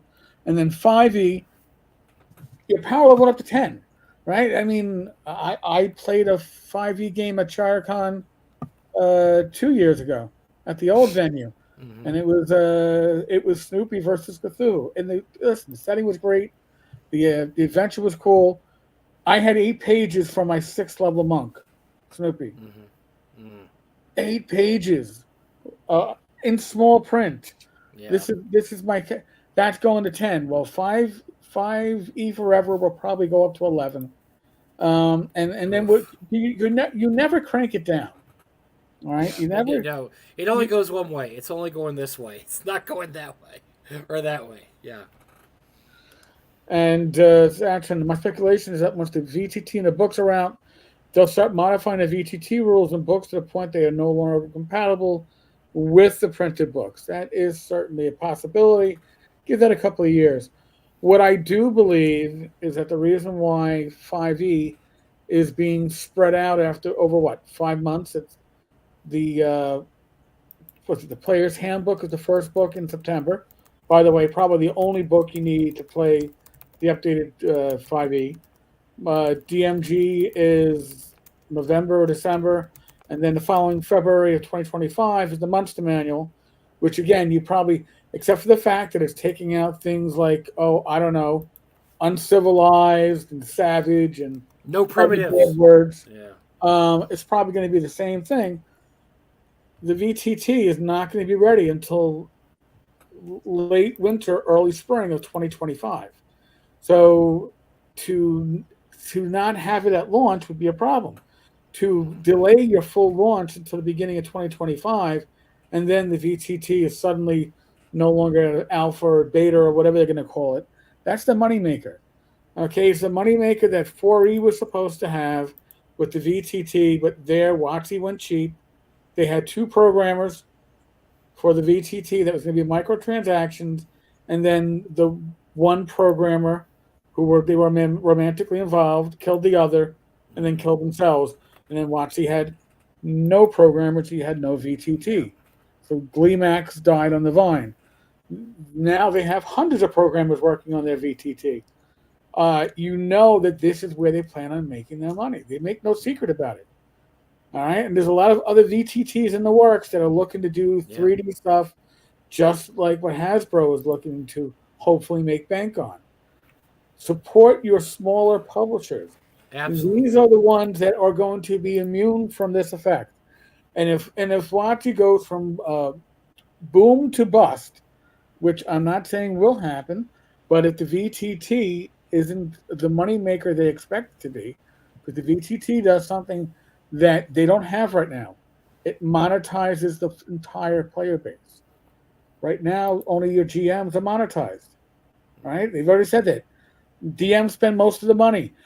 Players are under monetized. The VTT is their way to monetize the player base.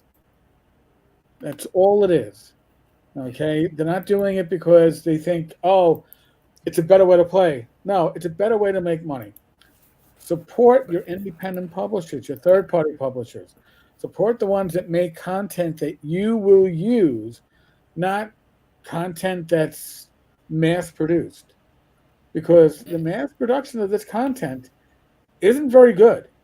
All right? You can take any adventures that have been published by WotC, that has been published by WotC's own developers. A lot of this stuff they farmed out to third-party publishers to publish under the WotC title, the WotC brand. Mm-hmm. But take any of the material for 5e that's been published in the last couple of years and compare it to Neon Lords, compare it to Dragon Slayer, compare it to Shadow Dark, compare it to Greg Christopher's Shadow Sun, a supplement for Shadow Dark. Oh, yeah. It's Dark Good Sun. Stuff. And you're going to see not just the quality, but there's a certain amount of the producer, the author, the publisher putting themselves in the product. They legitimately believe in what they are doing. They are not putting something out because they got to fill pages or they got to fill up a spot in the schedule. They're putting out stuff because they believe in the work they do. And trust me, any of these people that I've spoken about, they've all got ways to reach them if you've got questions about it. Like Kelsey has a whole Discord server. I'm sure you can find Brian on Facebook.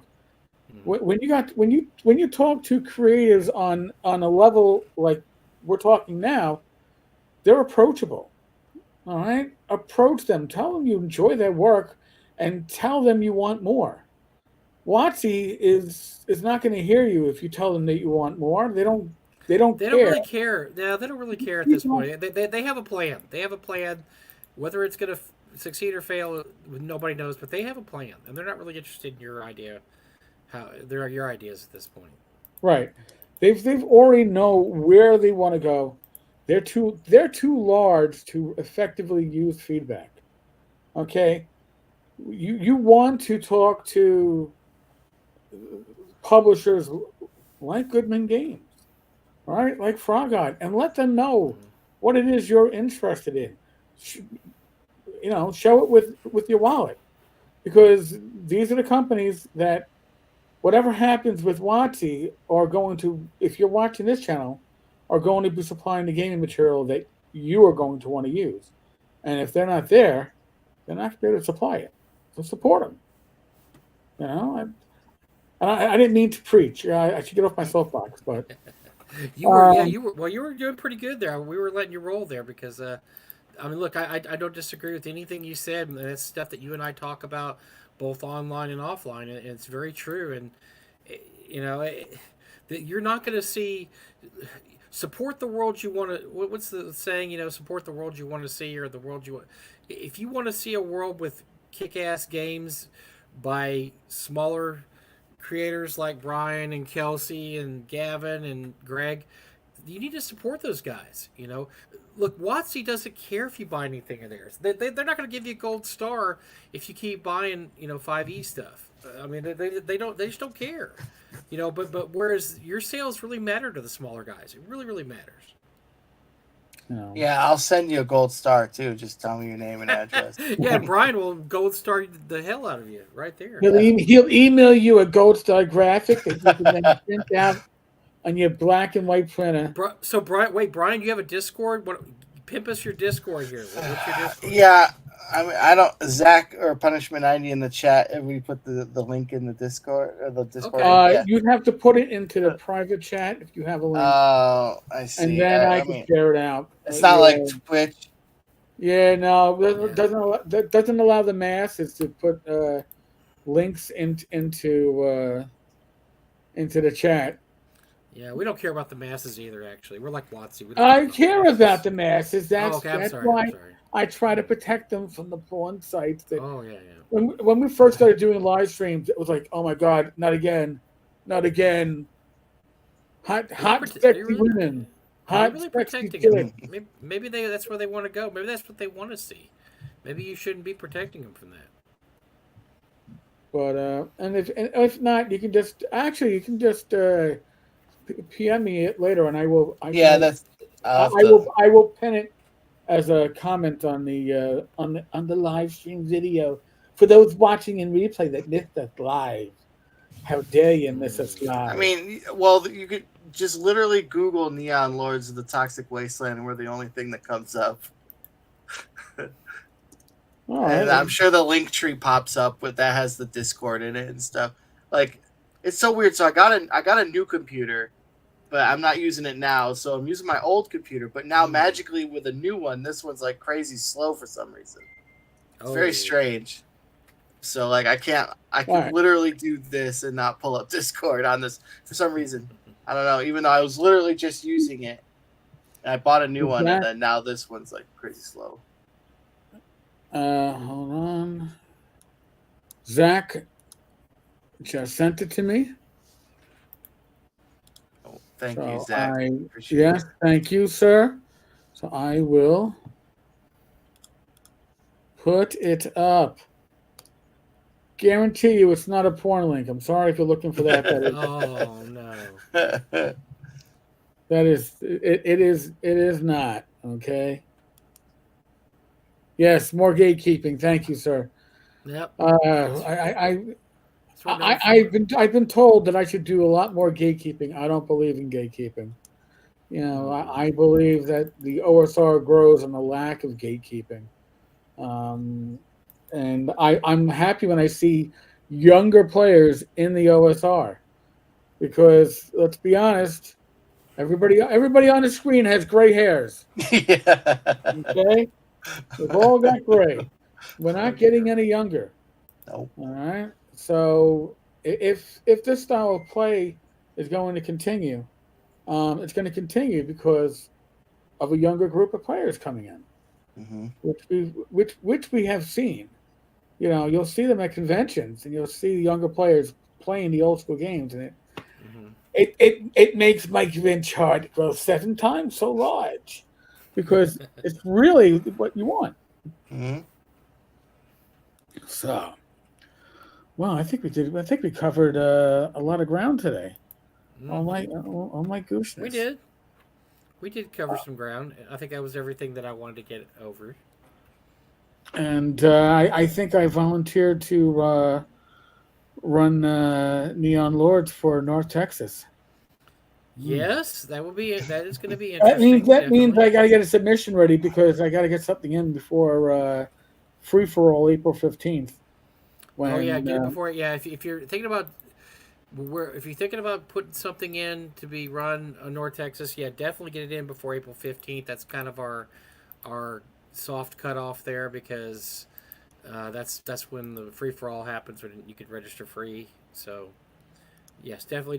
It looks like we're going to sell out this year. We have over 400 people already registered. We only have five. We only have 500 seats. So or folks, 500 attendees. I finally signed. I always go. I'm always a procrastinator, but I finally got Rach and I our badges like 2 weeks ago, and I think we're 421 and 422. So Mm. that tells you you're probably up to at least 430, 435 right now. I Um, think we're at about 440 the last time I looked, okay. but So don't wait. North Texas, I might be a New Yorker. North Texas is my home away from home. There's a lot of really great conventions to go to, but Gary Con is a bucket list. You should always go at least once. Say you've been there. Game Hole is where you go to see uh, Chairman's way of running a convention that will always be in an order. Uh, it runs like clockwork. But North Texas is literally where you will bump into the original crew from TSR and other game companies of that time in the hallway, in the bar. Uh, you can't help but talk to people. It's that size. And the yeah. number of Matter of such fact, people is amazing. I was looking at. So I'll be going to GaryCon next week, and I was. By the way, I don't know where I'll be next Wednesday night. I'll have to figure it out so we can do Oh, our. wow. I have no clue Well, right now. I don't know where I'll I'm, be, but yeah, look at that. but I was gonna say, going to GaryCon, that they kind of had some issues with people with having special guests. Nobody ever saw them, so they actually have an autograph table now, and every hour, Friday, Saturday, or Thursday, Friday, Saturday, there's somebody at the table, which is awesome. So that way you could actually go see, Errol Otis or Jeff Right. Grubb. By the way, Grubb's going to be there. I'm going to try to say hi to him. I haven't seen him in years. But the thing about North Texas is they're everywhere. They're just there. So I mean, you can sit down to eat breakfast and there's Zeb Cook right next to you. Right. So we don't have any. I mean, it's not big enough to where you can lose these people. You get to see them all the time. You get to play games with them. It's awesome. Well, if you do see Jeff, tell him Tenkar said hello. I'm sure he still I remembers will. my Yeah, I first will tell. incident where I saw. But uh, Brian, there's very little between my career and everybody I've known in the hobby. There are very few people that I get starstruck with, and Jeff is there. I loved his stuff from the old days, and he was one of the authors I would follow. So I'm at North Texas, my first or second North Texas at the old hotel, and I'm about to get on the elevator with my wife, and I hit the button, and the doors open up, and I didn't know they had just closed. So I guess they didn't close all the way, and there is Jeff Grubb and Zeb Cook, Mm. and I'm like, Mm-hmm.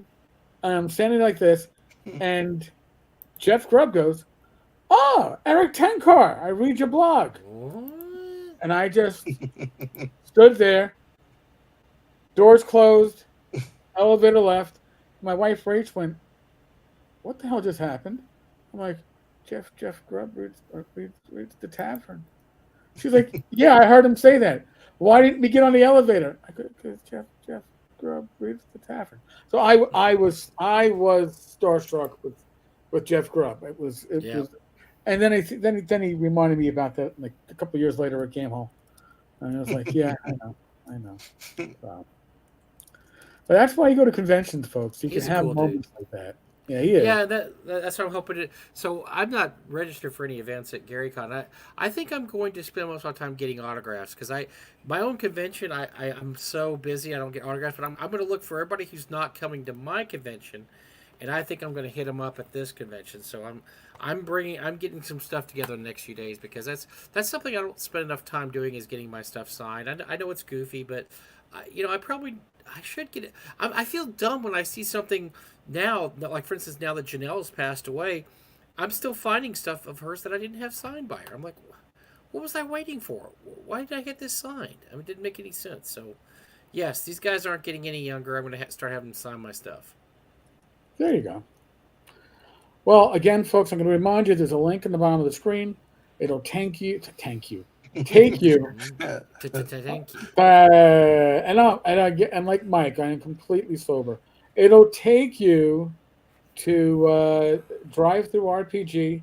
It'll take you to the PDF. It is a fun game. I haven't run it yet, but I can tell you I'm going to have a blast. It's just fun to read. It's an enjoyable read, and I can't say that about most RPGs. Some of them do read like textbooks. This is not that, folks. So, Brian, thank you again. Oh, thanks for having me. I really do appreciate it. And yeah, you're going to be, I guess I'll see you next at ShireCon. Yeah, I guess that would be the next one, ShireCon. All right, very cool. Mike, I see you at North Texas, but I'll see you online next week. You'll see. Well, next week I'll report in, and I'll let you. I'll probably report in on my. I'm driving up there Tuesday, so Tuesday and then Wednesday. So I'll report in and let you know what I'm up to. I'll probably have some live reports from the road. So. Oh, that sounds good. Record them, Mike. We'll make videos of them. I don't know. I don't really want that, but yeah, I'll probably God only knows. Yeah. Folks, the next live stream is Friday night. I think it's the Random Party Generator. I lose track. I don't know. Or is it me and Glenn? It's me and Glenn. It's me and Glenn. Yeah, it's you and Glenn. Yeah. I don't pay attention. Gamers House Saturday night with my wife Rach, and if you're on the Taverns Discord, tomorrow night at 9 p.m. from 9 to 11ish, we do a hangout in the Speakeasy, and we just talk geek stuff. Everybody's invited. Bring your own booze. Yeah. Because we don't have a license to serve. Other than that, be safe, be well. God bless. Roll those dice. Roll them well. Hopefully I'll see some of you all on the Discord tomorrow night. Later. Bye.